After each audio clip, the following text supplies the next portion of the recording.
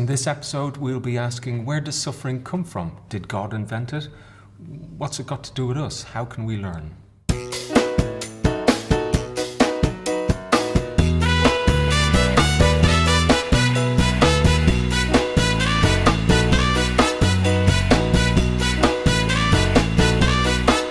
Welcome back to another episode of TGI Monday. Oh my gosh, it's the 99th episode. Would you like a flake of that, love? Oh, I'd love one. But I'm afraid I've given up chocolate for Lent. Anybody given up anything they'd like to fess up to? Although we're not supposed to talk about it. We are. That's true. I've just asked you though, so the viewers are going to want to know now. Brussels sprouts and prunes. You're really going to be suffering now, Father Damien. That's breakfast gone. I've given up pessimism, if you must know. Have you? Yes. Oh, well, I can't I'm trying wait to give up pessimism. to slightly provoke you a little bit later. I'm going to tempt you. No change there then. Going to tempt you. That wasn't a cynical remark. It wasn't a pessimistic remark, No, it was cynical. That's all right. What about you, Bad Chaplain? I'm afraid I haven't given up anything. I am the bad chaplain. Yes, I am known as that. But Well, it's not compulsory, is it? No, it's not. In no It's way is not. it compulsory. No. Paul, anything you care to divulge? Telling people what I'm giving up. Oh, very good. Or the other stock answer is sex, drugs, rock and roll. Oh. But the Church of England wants us to give up single-use plastic. They do. That's a good one. It is a good one. But not just for Lent. Forever. Yeah, I'm trying to cut down eating single-use plastic. I haven't eaten any so far this Lent. It's ages since I wore any. No. Anyway, whatever you've given up for Lent or have not given up for Lent, this question is about suffering. I'm going to read the question in full because it's in response to something I allegedly said in another episode. It goes like this. Jim, via the website, asks, Zoe said in episode 94 that suffering comes from evil, but what about suffering that comes from cancer, mental illness, earthquakes, tsunamis, etc.? Thank you for the question, Jim. I watched the wrong episode back and thought, I don't know why.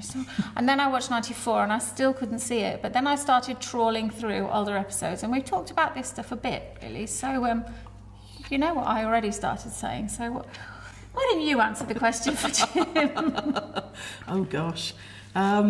It's a really, really good question, and it's a bit of a cliche, isn't it? The idea that we're suffering is somehow some sort of punishment, and I don't see that in any way as biblical, or that's not the God that I know. Oh no, I definitely no didn't sense say that God has ever sort of sent suffering, but I suppose there are senses in which suffering can be used, that good things can come out of some of the more difficult times in our lives. I certainly think that that's true, and that's been my experience. I think that so, for example, I have at times suffered from depression, and I know that that's made me better able to empathise with other people who struggle in that way. I think if you've never been there with the best will in the world, it's hard to understand what it's like to go through that.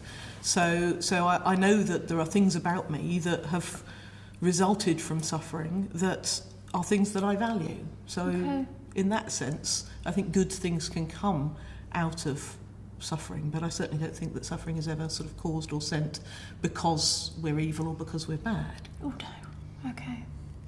Although evil can make suffering worse, but maybe we'll come to that later. For sure. I hope we'll talk a bit more about what evil might be in a minute, but what do you think? I like the question because it got me thinking about different types of suffering, different types of evil in the world.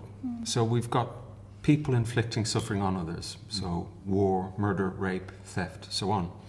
And then people inflicting suffering on themselves.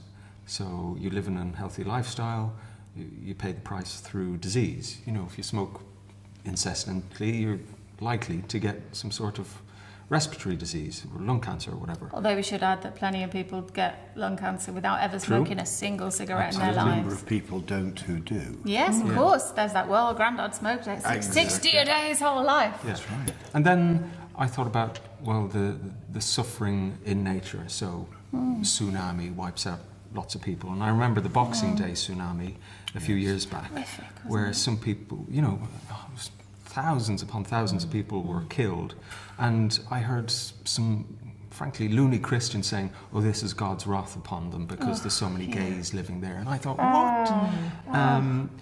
Then I looked at the scripture, and I looked at St. Paul's writings, in particular Romans 5:12 and 1 Corinthians 15:21, where he says sin came into the world.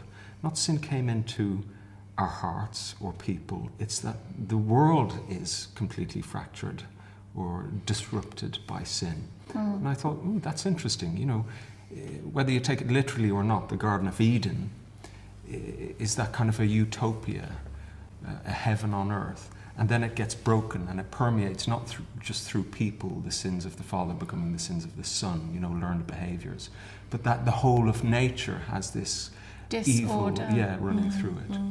This is where I was hoping to have got Howell. I've been messaging him, trying to get him to contribute, because this is a big thing. He talked a lot about the disorder that has come through evil, whatever you understand evil to be, and that Christ is the kind of the revolution that restores order. I mean, he would talk about, and I'm inclined to agree with him, that evil or the brokenness of the world is about our relationship to God and being broken, and our relationship to God being broken causes all sorts of disordered thinking, selfishness, greed, loneliness, isolation, fear, leading to people then being disordered in ways that cause them to act evilly. And then that permeates with relationships with one another and the created order. I wanted a quote from Howell about cosmic disorder, because he's got some really good stuff, and it's worth trawling back through some of the early episodes because he does talk about this. I'll try and find the right ones and put them in the link. What do you think, Damien? For me, it's the problem, in a sense, is not how we deal with suffering, because I think we will deal with it in a number of ways. We have all sorts of sort of go-to ideas for how we look at suffering as something which can potentially build us up. That for me is not the issue. The issue for me is the origin of suffering. That's the bit where I struggle every time. Well, that's the question that Jim's asking. That's exactly right. Yes. That's why it's such a good question, because it's the origin. I mean, if the obvious kind of paradox is that if evil comes from God, then is God a dual God? Is God not perfect? And if evil doesn't come from God, well, then from where? And we then start to look at, well, is there an evil equivalent? Do we start to go into devil language, Satan language? Or, I mean, quite apart from the pies that Tamar eats, do we do we think in those terms? And classically, the sort of handed down tradition and parts of scripture and apocryphal scripture would point to the fall of Lucifer and the fall of the devil and all his angels. And if you go into Revelation, of course, you have the images of all of that being destroyed forever, falling into the fiery lake, all the images used for the end of evil, the end of suffering.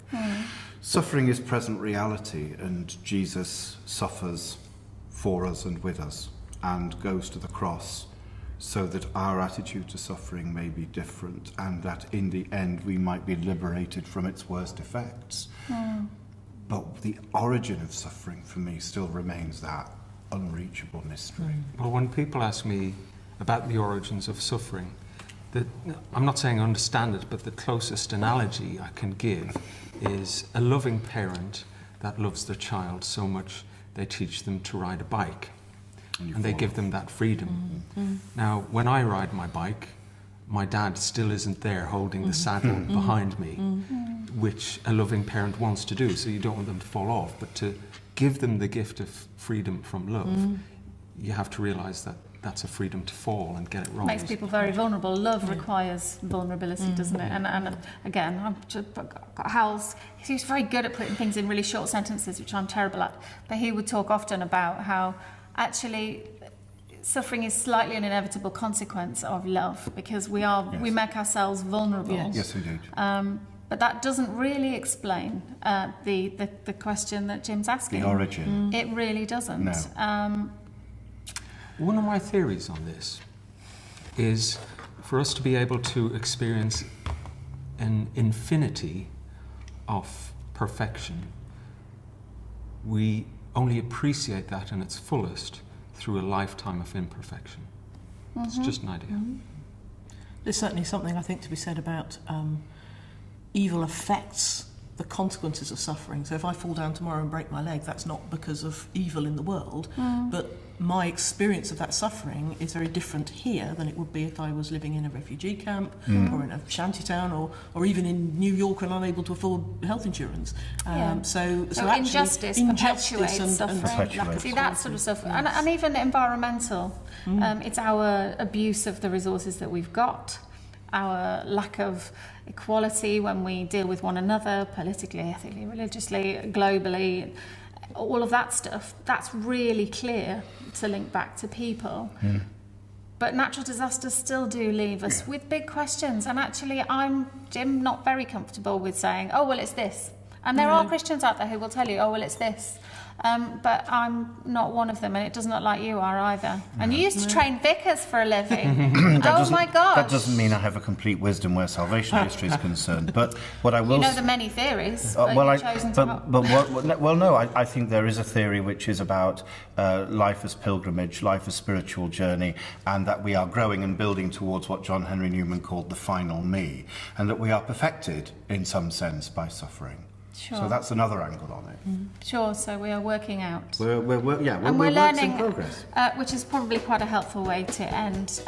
Jim, thanks for the question. It's not one we can easily answer, but we do know that as we are here working stuff out and our whole lives, and it seems that creation itself and our part in it is working out that redemption, that ultimate healing, which we do really believe we find through Christ, and we experience that even in the deepest suffering.